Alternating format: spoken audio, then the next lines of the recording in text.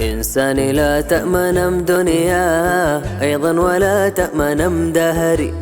أوصيك بهم صلاة خمسان أم صبحي وام ظهري وام أصري.